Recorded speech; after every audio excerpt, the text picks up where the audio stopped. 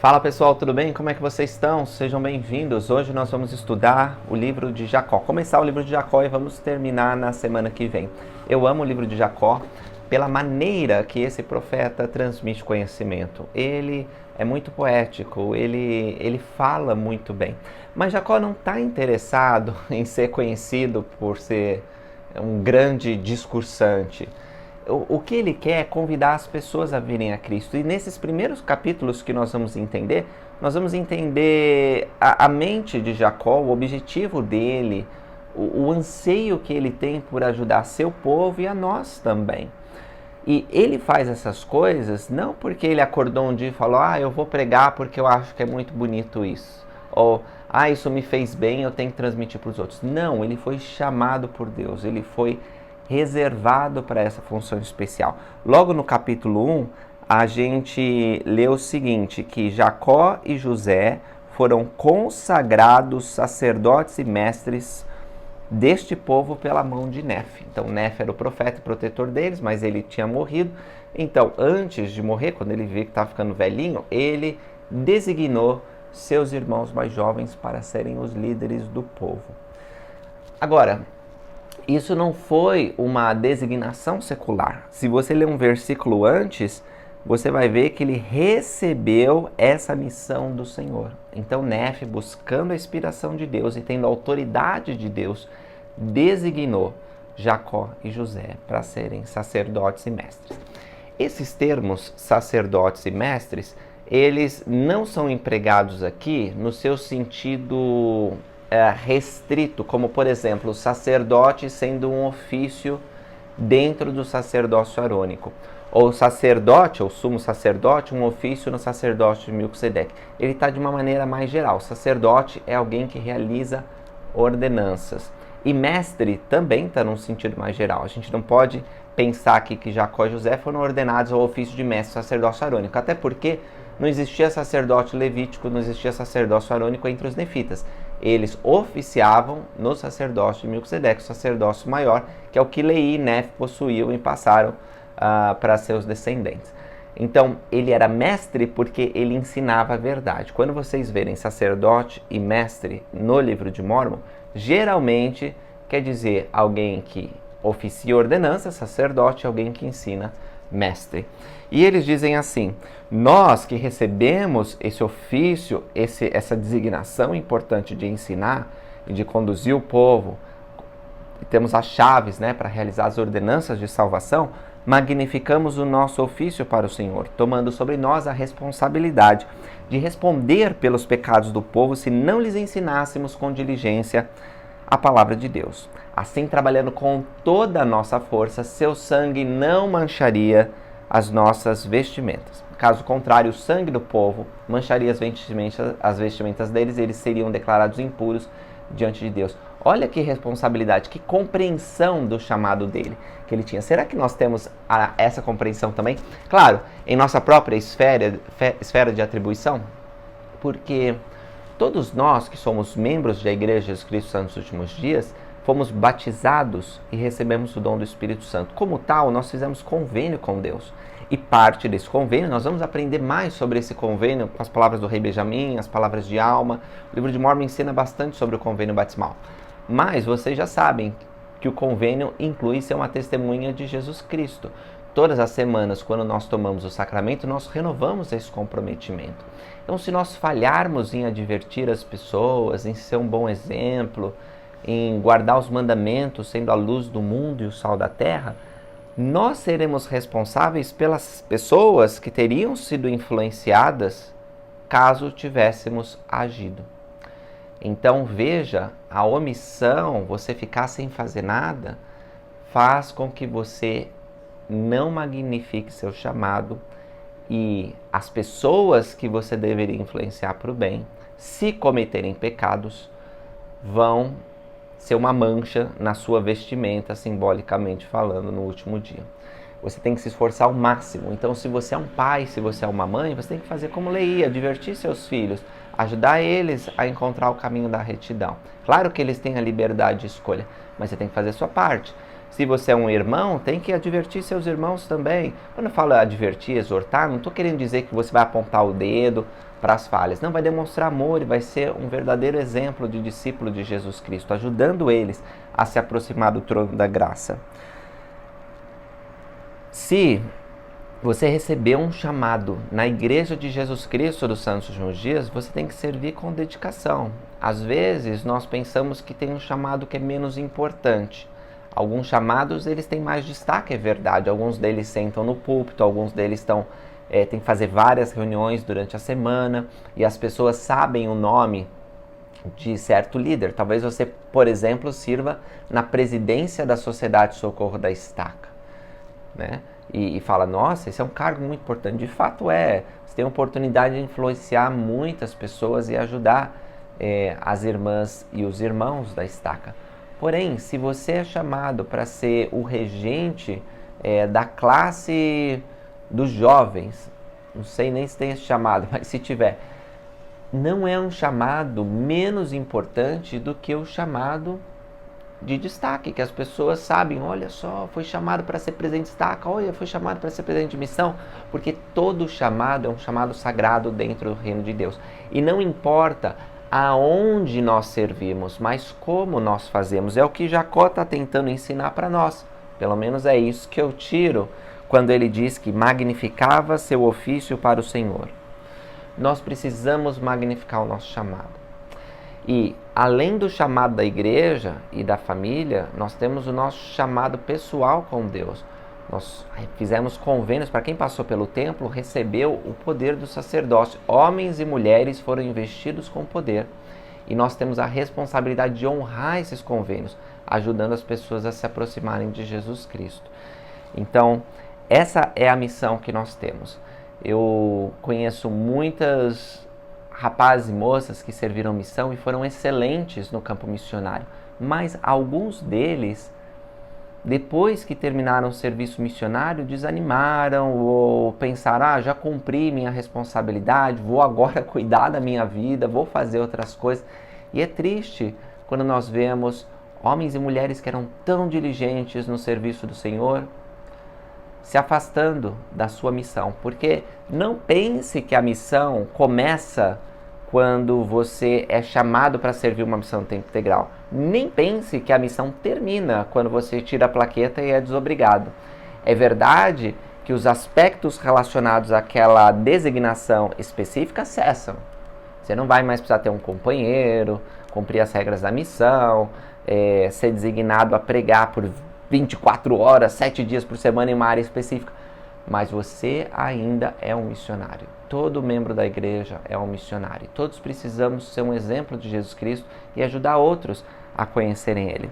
Então, eu gosto dessa perspectiva, tentando trazer para nós aqui que nós recebemos uma missão do Senhor. Nós somos consagrados por Ele.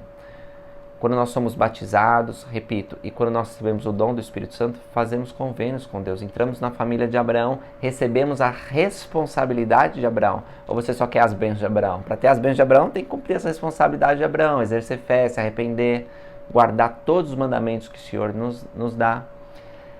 E adicional a isso, muitos de nós vamos receber chamados na igreja. E esses chamados devem ser cumpridos com dedicação. Nós não escolhemos aonde vamos servir, nós nem escolhemos quando nós seremos desobrigados. Nós apenas aceitamos com gratidão e oramos a Deus para que Ele nos abençoe com força para servir da melhor maneira que nós pudermos. Muitas vezes o chamado vem numa hora que nós pensamos não é apropriado. Não quero chamado agora, não, minha vida está difícil, isso vai ser complicado, não vou conseguir servir bem. Muitas vezes também os chamados eles vêm e sentimos que nós não somos capazes, simplesmente não somos capazes. Tem outros irmãos, outras irmãs que fariam muito melhor, por que Deus está me chamando agora? Qualquer que seja o seu sentimento de incapacidade, de não ter tempo, aceite com gratidão e sirva. Nunca peça a desobrigação do seu chamado. Claro, dê a conhecer as circunstâncias da sua vida para os líderes, os homens que possuem chaves, que vão poder saber melhor como buscar revelação sobre qual chamado você deve ter. Veja, os chamados na igreja não são para ocupar tempo, não é para preencher uma lista, nós somos chamados para servir na vinha. E nós vamos estudar na semana que vem sobre a vinha do Senhor e quão importante é que nós, nesses últimos dias, estejamos envolvidos junto com Deus, trabalhando com Ele na sua obra. Aliás, a lição da semana que vem é uma das que eu mais gosto de dar, porque é a alegoria das oliveiras. Então convido vocês a acompanhar aqui o canal e assistir. Bom, Jacó, por ter recebido essa designação, ele viu que o povo estava se desviando, estava começando a cometer pecado. E são dois grandes pecados aqui que ele vai falar. Primeiro, o pecado do orgulho. O orgulho no sentido daqueles que buscam riquezas, se dividem em classes, acham que são melhores porque tiveram mais sucesso na carreira, na vida, nas finanças. E o orgulho também é um desdobramento do orgulho, que é a quebra da lei da castidade. Alguns dos nefitas estavam achando desculpa nas escrituras para cometer libertinagens, para quebrar a lei da castidade, para tomar outras esposas, além da esposa que já tinha. Então eles estavam praticando poligamia, casamentos plurais, sem a autorização daqueles que possuem a chave, sem uma ordem expressa de Deus. Na verdade, Jacó revela aqui que Leí havia recebido a revelação de que eles deveriam ter apenas uma esposa. Mas eles estavam distorcendo as escrituras e achando desculpas para fazer o errado. Então, Jacó, ele precisava agir, ele precisava advertir o povo. Ele diz que trabalhava diligentemente para persuadir todos a virem a Cristo e participarem da bondade de Deus, para entrarem em seu descanso, a fim de que, em nenhum modo, Deus jurasse que eles não entrariam no seu descanso. Porque ele relembrou, isso já havia acontecido na época da provocação, né? Na época que eles estavam no deserto. Alguns deles não puderam entrar na presença do Senhor por causa de sua iniquidade. Então, ele ajudava as pessoas a não se rebelarem contra Deus. E persuadia, isso está no 8 do capítulo 1. Todos os homens a acreditarem em Cristo e considerarem sua morte, carregarem sua cruz e suportarem a vergonha do mundo. Não é lindo isso aqui, ó? Ele diz, todos nós precisamos acreditar em Cristo, considerar a sua morte, carregar a nossa cruz e suportar a vergonha do mundo. Quando fala carregar a cruz, o que você imagina? Talvez nós tenhamos que lidar com algum desafio, alguma dificuldade por muito tempo e talvez até pela vida toda. A sua cruz pode ser uma doença, a sua cruz pode ser uma debilidade física, a sua cruz pode ser uma dificuldade de se expressar, pode ser desemprego, pode ser falta de dinheiro, pode ser até uma coisa que outros supõem que seja boa, mas para você é uma aflição, né? Às vezes você tem muitas oportunidades, né? Você tem uma vida assim que outros ficam sonhando, mas para você só traz solidão, só traz tristeza, só traz dificuldade. Então, todo mundo é igual nesse sentido, todos têm suas dificuldades. Agora, alguns não querem suportar a cruz e eles se afastam de Deus, e se afastam dos seus mandamentos, pensando que vão encontrar descanso e alegria em outras coisas, nas coisas do mundo. Mas aqueles que suportam a cruz, que carregam a cruz e suportam a vergonha do mundo, esses encontram um verdadeiro repouso, porque o Senhor carrega os seus fardos junto com ele. Bom, no capítulo 2 começa a pregação. Ele vai até o templo, depois que Néfili morreu, e ele diz assim, já começa assim a introdução, no versículo 3. Vocês sabem que até aqui eu tenho sido diligente no exercício do meu chamado. Hoje, porém, sinto-me curvado sob o peso e desejo e ansiedade muito maiores pelo bem-estar de vossa alma que senti até agora. Porque olha o desafio de Jacó. Jacó, ele tinha que falar sobre dois terríveis pecados, que era a lei da castidade e o orgulho. E ele tinha que fazer isso na presença daqueles que já estavam sofrendo pelas consequências dos pecadores. Mulheres que estavam sofrendo por causa da rudeza e da maldade dos maridos. Pobres e aflitos e pessoas desprezadas pelos ricos, os que se achavam melhores. Todos estavam ali para ouvir Jacó. E então ele tinha esse desafio, advertir o pecador, né? Advertir contra o pecado e ao mesmo tempo falar para aqueles que estavam tentando se esforçar para guardar os mandamentos de Deus, que eram humildes e que estavam sofrendo injustamente. E aí ele diz sobre esse peso, né, que está sobre ele. E ele diz, ouvi-me no 5 do 2.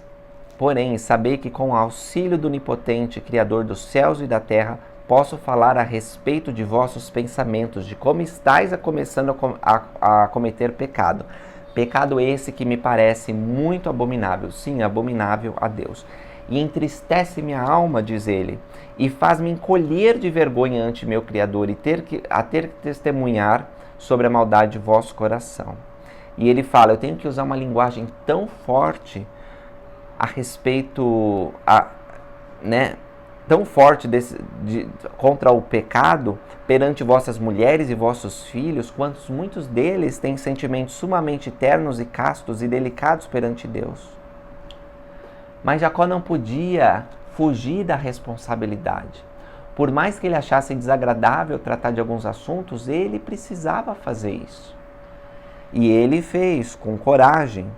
Ele disse assim, pesa minha alma por ser compelido por causa do estrito mandamento que recebi de Deus, a admoestar-vos segundo vossos crimes, a aumentar as feridas dos que já estão feridos, em vez de consolar-os e curar-lhes as feridas. E os que não foram feridos, em vez de banquetearem com a palavra agradável de Deus, têm a alma transpassada e a delicadamente ferida por punhais. Porque já pensou? Jacó podia falar sobre tantas coisas incríveis, e ele vai falar mais para frente no discurso dele sobre a expiação, sobre o plano de salvação. A gente já sabe o potencial de Jacó porque a gente estudou algumas das palavras dele lá em 2 Nefe. Mas ele tem que ficar falando sobre o pecado que eles estão cometendo e que eles precisam se arrepender. Então, ele tem que agir de acordo com o mandamento que recebeu de Deus. E aí ele começa falando do primeiro tópico, que é duro, mas não é tão duro quanto o segundo, que é o orgulho. Ele fala, a mão da providência, no versículo 13, favoreceu-vos muito agradavelmente, de modo que obtiveste muitas riquezas. E porque alguns de vós obtiveste mais abundantemente que vossos irmãos, encheste o coração de orgulho e andais com dura cerviz e cabeça levantada devido aos vossos custosos trajes. E perseguis vossos irmãos, porque supondes que sois melhores que eles. Às vezes acontece isso. Hoje em dia também, né? Quando alguém em um bairro, uma comunidade, às vezes dentro de uma família, ele tem um sucesso financeiro na carreira, ele se destaca, às vezes fica famoso. Essa pessoa e até as outras pessoas podem pensar que ele é melhor, que ele tem mais aptidão, que ele é mais favorecido por Deus, o que não é verdade. Jacó ele vai derrubar isso aí por terra. Então, o que acontece é que o mundo é desigual. E às vezes alguém se dá melhor do que... Tem várias circunstâncias porque isso pode acontecer. E alguns, eles são justos. E outros, eles são iníquos. E tanto justo como iníquo pode prosperar. Pode acontecer. O que não pode, meus irmãos e irmãs, é a gente ter orgulho. Quando Cristo falou contra o orgulho, ele não condenou as riquezas, que poderiam abrir muitas portas e ajudar muitas pessoas. Aliás, Deus é dono de tudo, ele é o mais rico de todos. Mas ele falou com relação ao amor às riquezas, ao apego às coisas materiais. E quando nós colocamos o coração nas riquezas, nós pecamos. E ele diz assim, e agora, meus irmãos, supondes que Deus vos justifica neste orgulho? Eis que vos digo não, ele porém condena-vos. Ó, se ele vos mostrasse que pode transpassar e com um relance de seu olhar pode lançar-vos ao pó. Ó, se ele vos livrasse dessa iniquidade e abominação, e ó, se escutasseis a palavra de seus mandamentos e não permitisseis que o orgulho de vosso coração vos destruísse a alma. Pensai em vossos irmãos como em vós mesmos, e sede amáveis para com todos e liberais com vossos bens, para que vossos irmãos sejam ricos como vós. E os dois versículos centrais, que acho que tem muita aplicação para nós, é o seguinte, o 18 e o 19. Antes de buscardes riqueza, buscai o reino de Deus. A ordem de prioridade está bem estabelecida aqui. É proibido buscar riqueza? Não. Você quer ser rico, quer prosperar? Ótimo. Muitos de nós têm esse objetivo, né? De ter uma casa mais confortável, de ter um carro melhor, de poder providenciar para nossa mãe, nosso pai, nossa esposa, nossos filhos, nossos irmãos. Ótimo.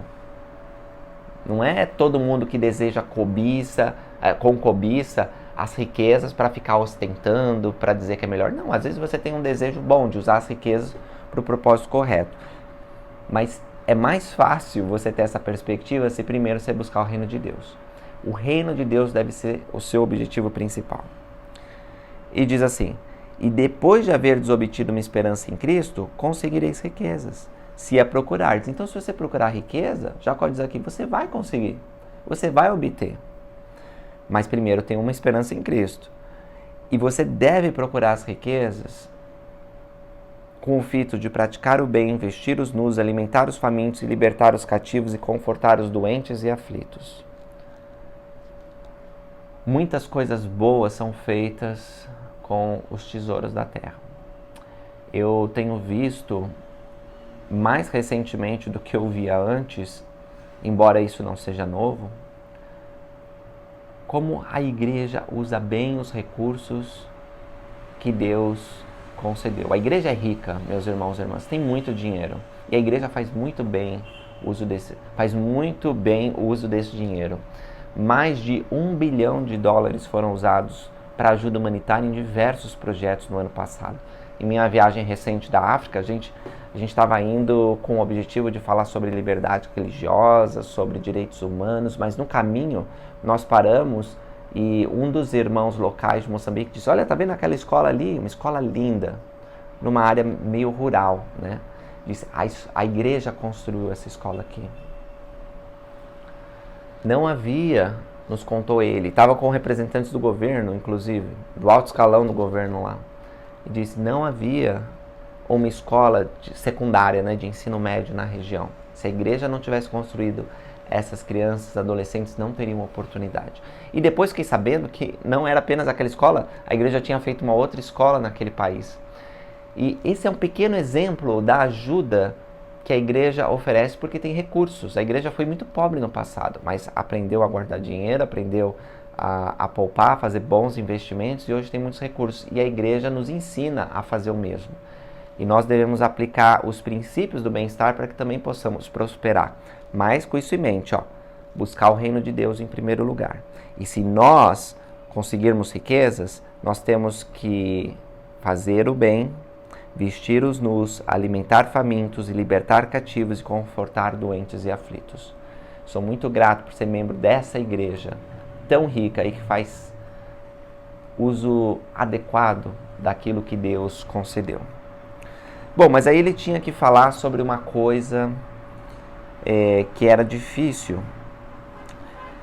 Ele fala no 21 assim: não supondes que tais coisas são abomináveis a quem criou toda a carne? E para ele uma criatura é tão preciosa como a outra. E toda a carne vem do pó, e a todos criou para o mesmo fim, para que guardasse os mandamentos e glorificassem para sempre. E se eu não tivesse que vos falar sobre um crime ainda maior, meu coração regozijar-se-ia imensamente por vós. Mas aí ele começa então o assunto da poligamia. Ele fala, como eu expliquei, que Davi e Salomão, nos tempos passados, eles tiveram concubinas e mais esposas, o que foi abominável para Deus. É verdade que muitas das esposas plurais foram dadas por Deus na história do mundo. O casamento plural ele foi aprovado por Deus em várias ocasiões. Abraão, o pai da fé, teve mais de uma mulher. Jacó, também, a gente sabe da história, né, dele trabalhando 7 anos para casar com Raquel, e aí o sogro engana ele, casa com Lia e acaba casando com Raquel também. Então ele tinha 2 esposas. Depois ele casou com as servas dessas mulheres. Enfim, Moisés teve mais de uma esposa. Então teve vários profetas e em vários tempos diferentes que foram ordenados e receberam esse mandamento expresso por Deus. Mas, apesar de serem vários os exemplos que eu posso dar, ainda assim, na história do mundo, a gente vê que os períodos de casamento plural, quando o homem tem mais de uma mulher, são exceção e não a regra. No começo da nossa dispensação, o Senhor também ordenou que os santos praticassem o casamento plural. E esse tema, ele é abrangente, já existem muitos vídeos aqui no canal sobre isso e eu não vou entrar. O que eu vou dizer para vocês é tão somente o seguinte: para os nefitas, o Senhor proibiu o casamento plural. Leí havia recebido essa revelação e apesar dos lamanitas estarem afastados da fé, terem sido amaldiçoados na pele, quando fala pele aqui não está falando a cor da pele. Não existia divisão de raça como nós temos hoje naquela época, certo? Aliás, nem na Bíblia. Você pode ver toda a Bíblia, não tem assim, negro, branco, no sentido que nós usamos hoje. Eles tinham sim divisões tribais, eles tinham sim preconceito, dependendo da região que você morava, o povo, a língua, mas da cor de pele, não. Então quando fala pele, aqui também na Bíblia, geralmente não está se referindo ao fenótipo, à cor que você vê, tá? Ele está se referindo ao espírito, porque a cor nesse sentido tem a ver com a espiritualidade. Então ele disse que a maldição caiu sobre a pele porque eles ficaram longe de Deus, longe do profeta Nefe. E apesar deles serem, como Jacó fala aqui, castigados com essa dolorosa maldição, eles não esqueceram do mandamento. E ele diz aqui, os maridos amam as esposas, os pais amam os filhos. Olha só, vocês têm preconceito contra os lamanitas, mas eles estão melhores do que vocês, porque eles estão guardando este mandamento. E por causa da obediência deles, o Senhor vai preservar eles. De fato preservou, né? Porque os nefitas foram completamente extintos, 400 anos depois de Cristo, os lamanitas ficaram, apesar da iniquidade deles. Porque este mandamento, olha como é importante, manter a família, honrar a esposa, o marido, os filhos honrarem os pais, quando o núcleo familiar, mesmo entre as pessoas que não têm todos os mandamentos, quando ele é honrado, o Senhor abençoa. E assim foi com os nefitas também. E um dos motivos pelos quais o Senhor ele ordena o casamento plural está revelado no versículo 30. Se Deus quiser suscitar posteridade para mim, diz o Senhor dos Exércitos, ordenarei isso ao meu povo. Em outras circunstâncias, meu povo dará ouvidos a essas coisas. Ou seja, o Senhor está dizendo, eu vou abrir exceção para o casamento plural quando eu quiser suscitar posteridade. E, embora o Senhor ele não seja obrigado a dar os motivos pelos quais ele nos dá mandamentos, esse me parece ser um dos motivos principais pelo qual ele ordenou o casamento plural. Então ele testou o povo dele, não foi fácil introduzir o casamento plural nessa dispensação. Os homens e mulheres envolvidos sofreram e foi difícil para eles, mas eles tiveram fé. E foram testados como Abraão e como Sara, e de fato levantaram posteridade. Há um estudo histórico levando os dados demográficos por causa da poligamia, mostram que realmente a população da igreja ela aumentou por causa dos casamentos plurais que aconteceram na época. Mas como eu falei, não vou entrar nisso, embora seja um tema muito interessante que nós tratamos bastante aqui. Vamos ler o capítulo 3, versículo 1, quando ele diz: confiai em Deus com mente firme, orai a Ele com grande fé, e Ele consolar-vos-á nas aflições, e defenderá a vossa causa, e enviará justiça sobre os que procuram vossa destruição. Isso não é tão bonito para quando nós estamos passando por alguma dificuldade, alguma coisa muito difícil de suportar? A gente lê esse conselho de Jacó porque ele está falando para aqueles que foram afligidos pelos iníquos. Seja porque seu marido começou a ter esposas espirituais, seja porque você foi desprezado, porque a pessoa se veste melhor, tem um carro melhor, e você se sentiu, como um esquecido ou a escória do mundo. Ele falou assim, para você que se sente assim, confiar em Deus com mente firme. Lembra que você é filho de Deus. Lembra que você tem um potencial eterno. Deus ele não vê você de acordo com os homens, os julgamentos e os rótulos que ele coloca. Você é filho dele, filha dele. Olha, isso é incrível. Irmãos, precisamos lembrar disso sempre. Tem mente firme. Ore a Deus com grande fé. E o Senhor promete Jacó, e eu testifico que isso é verdade, vai te consolar nas aflições e defenderá a vossa causa, enviará justiça sobre aqueles que procuram vossa destruição. Ó todos vós que sois puros de coração, levantai a cabeça e recebei a agradável palavra de Deus, e banqueteai-vos com seu amor, porque podeis fazê-lo para sempre, se vossa mente for firme. E ele, então, desce a palavra sobre os iníquos, dizendo que eles precisam se arrepender, senão o Senhor vai castigar eles. E no versículo 9, portanto eu vos dou um mandamento, que é a palavra de Deus, que não mais injurieis as outras pessoas. Às vezes nós somos preconceituosos, às vezes nós apontamos o dedo, rotulamos, desprezamos porque a pessoa fala diferente, né? Talvez você conheça um estrangeiro que tenha mudado para sua ala, na sua região, vindo da Venezuela, da Bolívia. Nos Estados Unidos, né, é bem comum ter estrangeiros onde eu estava morando, numa cidade universitária.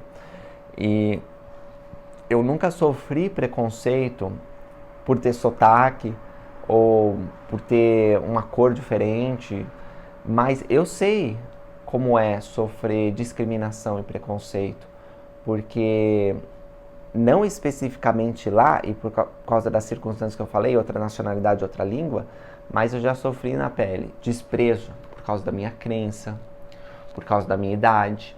Eu lembro que em algumas ocasiões, né, no meio jurídico, porque eu era mais novo e porque eu parecia muito novo, às vezes as pessoas não consideravam o que eu falava, não queriam entender, não queria ver ou dar atenção, sabe? Então, as mulheres, muitas das irmãs me relatam que as pessoas não querem ouvir, às vezes até infelizmente dentro da igreja, porque é uma voz feminina. E todos aqueles que desprezam a voz de uma filha de Deus são tolos, porque as mulheres têm uma perspectiva diferenciada, elas conseguem distinguir muito bem o certo e o errado, enquanto os homens ficam vendo várias graduações de cinza, as mulheres são precisas, elas têm dons que os homens não possuem, e elas receberam poder e autoridade do sacerdócio no templo. Por isso, nos conselhos da igreja, é importante aprendermos com as mulheres. Pessoal, desculpa, teve um probleminha aqui, mas já voltei. Vou terminar já. Eu estou aqui em Recife, foi maravilhoso estar na igreja hoje, junto com os irmãos, e é uma bênção o nosso país, né? Tão lindo. Tá aqui é maravilhoso. É a segunda vez que estou em Pernambuco e estou muito animado para poder ir para as praias e conhecer melhor a cidade, que da outra vez que eu vim foi muito rápido. Bom, mas vamos lá. Terminar, Jacó 3. Ó, meus irmãos, dai ouvidos às minhas palavras, despertai a sensibilidade de vossa alma, sacudi-vos, a fim de acordardes do sono da morte, livrai-vos das penas do inferno, para não vos tornardes anjos do diabo e ser jogados no lago de fogo e enxofre, que é a segunda morte. E o Jacó disse muitas outras coisas ao povo de Nefe, admoestando-os contra a fornicação e a lascívia, né, a sujeira, o pecado e toda espécie de pecado, mostrando-lhes suas terríveis consequências. Às vezes nós ficamos dormindo, né? Porque ele fala aqui, despertar a sensibilidade. Nós achamos que cometer pecado não tem problema. E um dia nós vamos ser despertados para a realidade das consequências de escolhermos o errado. Então, se você vê pornografia, acha que não tem problema, se você traz sua esposa, se você traz seu marido com conversas, não sei, às vezes tem um relacionamento que você esconde do seu marido, da sua mulher, né? Estou falando relacionado à lei da castidade porque foi o assunto aqui, mas existem tantos tipos de pecado, né? O Rei Benjamin vai falar, eu não posso dizer para vocês todas as maneiras de cometer pecado, porque tem muitas formas, mas nós temos que tomar cuidado. Nós temos que tomar cuidado para estar alinhado com Deus. E o que eu quero enfatizar é assim, que às vezes a gente fica dormindo, acha que não tem problema, porque ninguém está vendo, ninguém vai ficar sabendo e está tudo bem, mas Deus, ele vê tudo. E o seu espírito está manchado. E um dia você vai ser cobrado por essas coisas erradas que está fazendo. Então, o que Jacó tentou fazer aqui é advertir eles, mostrando que isso tem importância, que isso vai fazer com que eles se tornem anjos de um diabo e sejam apartados da felicidade eterna. Então, que nós possamos acordar, meus irmãos, despertar e fugir do pecado. Há arrependimento, há uma saída, mas nós precisamos fazer isso agora e não deixar para amanhã. Jacó 4, ele é uma introdução de Jacó 5, né, uma alegoria das oliveiras sobre o plano de salvação, mas tem muitos pontos doutrinários importantes. E é um dos capítulos que eu mais gosto para explicar sobre como Deus ele é bondoso em todas as dispensações. Porque, olha só, versículo 4. Nós escrevemos essas coisas com essa finalidade, para que as pessoas saibam de Cristo e que nós sabíamos de Cristo muitos séculos antes de sua vinda. Não só nós tínhamos esperança em sua glória, mas também todos os santos profetas que viveram antes de nós. Porque tem pessoas que pensam que o cristianismo começou com Cristo. Isso não é verdade. A verdade é que Jesus Cristo e seu evangelho começaram desde Adão, todos os santos profetas. Eis que eles acreditavam em Cristo e adoravam o Pai em seu nome. E também nós adoramos o Pai em seu nome. E com esse propósito guardamos a lei de Moisés. Portanto, estudamos os profetas e temos muitas revelações do Espírito de profecia. E com todos esses testemunhos, obtemos uma esperança e nossa fé se torna inabalável. De sorte que podemos verdadeiramente ordenar em nome de Jesus, e as próprias árvores ou as montanhas ou as ondas do mar nos obedecem. Essa é a fé que eles tinham. A fé verdadeira é sempre centralizada em Jesus Cristo. Ou vocês acham que Moisés, Abraão, esses grandes profetas e santos do passado, eles tinham fé em uma coisa, uma nuvem, uma força? Não, eles conheciam Jesus Cristo, eles adoravam. Claro que não conheciam o nome, né, Cristo. Chamavam de outro nome. Deus deles, Jeová, o Senhor da Glória, o poderoso de Jacó. Tinha outros nomes, mas é o mesmo Deus. Não obstante o poder que eles recebiam através da fé, o Senhor mostra-nos as nossas fraquezas, a fim de que saibamos que é por sua graça, sua grande condescendência para com os filhos dos homens, que temos poder para fazer essas coisas. E aí ele diz que as obras de Deus são maravilhosas, seus mistérios são grandiosos. E ele faz então uma afirmação no final desse versículo 8, que eu acho que é muito importante para nós nos últimos dias: não desprezeis as revelações de Deus. Isso vale para a nossa vida pessoal, para nós não desprezarmos a comunicação sagrada que Deus nos transmite, seja uma comunicação direta através dos nossos pensamentos, nossos sentimentos, ou às vezes uma advertência da esposa, do pai, da mãe, do líder, do sacerdócio. Nós precisamos reconhecer as revelações de Deus e seguir elas. Não podemos desprezar essas coisas. Portanto, ele diz assim: se pode Deus falar e o mundo existir, e falar e o homem ser criado, por que, pois, não há de comandar a terra, obra de suas mãos? O poder de Deus é infinito. Então, a gente não pode desprezar as revelações de Deus. Isso inclui as revelações que estão em Doutrina e Convênios, porque muitas pessoas tentam desprezar as revelações de Joseph Smith e dos profetas atuais, mas nós não podemos fazer isso. Ele diz no versículo 10, né? Porque a gente falou no começo da aula sobre o tipo de orgulho da riqueza, mas tem alguns que são orgulhosos porque tiveram a oportunidade de aprender, de estudar, são os especialistas, são aqueles que são consultados sobre várias matérias. E aí o Senhor diz: não tenteis dar conselhos ao Senhor, mas sim recebei conselho de sua mão. Pois eis que vós mesmos sabeis que ele aconselha com sabedoria e justiça e grande misericórdia em todas as suas obras. Então não vamos tentar dar conselhos, mas receber conselhos de Deus. Não vamos pensar que somos sabichão, que sabemos tudo e que podemos, pela nossa própria força, realizar as coisas. Precisamos da ajuda de Deus, precisamos de sua revelação, precisamos ser humildes e buscar a vontade dele. Portanto, meus amados irmãos, reconciliai-vos com ele pela expiação de Jesus Cristo. É a expiação de Jesus Cristo que nos faz ter essa reconciliação. E durante a ressurreição, quando nós ressuscitarmos, nós vamos poder ser apresentados como as primícias de Cristo a Deus, tendo fé e havendo obtido esperança de glória nele, antes que se manifeste na carne, né? Porque eles estavam vivendo bem antes de Cristo se manifestar. Mas eles já podiam adquirir a esperança de uma ressurreição gloriosa ao lado de Cristo. Todos vão ressuscitar, mas ressuscitar, sendo apresentado como as primícias de Cristo a Deus, só aqueles que não desprezarem as revelações, só aqueles que se reconciliarem com Deus por meio da expiação. E falando da expiação, o versículo 12 é central, ele diz: e agora, meus amados, não vos admireis de que eu vos diga essas coisas. Por que não falar, pois, da expiação de Cristo e conseguir um perfeito conhecimento dele, ou seja, Jesus Cristo, assim como o conhecimento da ressurreição e do mundo futuro? Um perfeito conhecimento de Cristo é possível?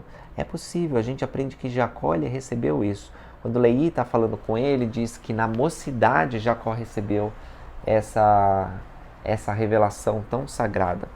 Eu posso lembrar a vocês, está no livro de Mórmon, em 2 Nefe, capítulo 2, quando ele dá a última mensagem para o filho dele, e ele diz assim, no 4, Jacó, você contemplou a glória de Cristo em sua mocidade. É, portanto, tão abençoado quanto serão aqueles justos entre ele quem ministrará na carne. Já pensou nisso? Jacó havia recebido uma manifestação especial de Jesus Cristo quando era jovem. Então ele sabia, você pode aprender sobre Jesus Cristo e receber um perfeito conhecimento dele, do mundo futuro e da ressurreição. Imagina que poder esse conhecimento vai te dar na sua vida. Com que força você vai enfrentar os desafios?